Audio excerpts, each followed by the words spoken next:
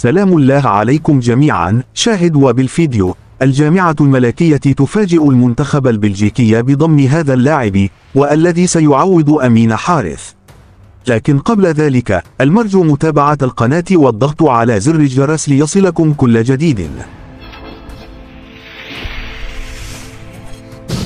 نجح اتحاد الكرة المغربي في استخلاص كافة الوثائق الإدارية للاعب نادي بيرنلي الإنجليزي أنس الزعروري ليصبح جاهزا ومؤهلا لتمثيل المنتخب المغربي في مونديال قطر، وبذلك سيكون أنس بديلا للاعب أمين حارث المصاب بالتواء حاد في أربطة الركبة.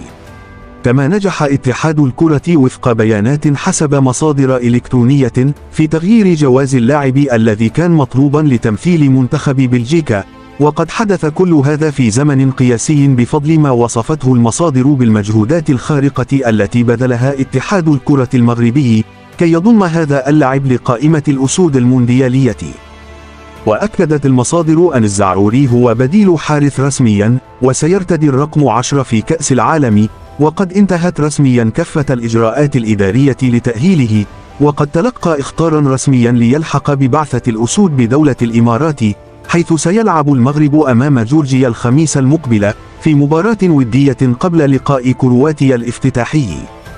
وتابعت المصادر اقتناع وليد الركراكي بهذا اللاعب الذي لمع مؤخرا مع ناديه وكذا مهاراته، والسعي لقطع الطريق على بلجيكا لضمه أمور عجلت بهذه التطورات، وبالتالي فهو اللاعب رقم 26 في قائمة منتخب المغرب في كأس العالم.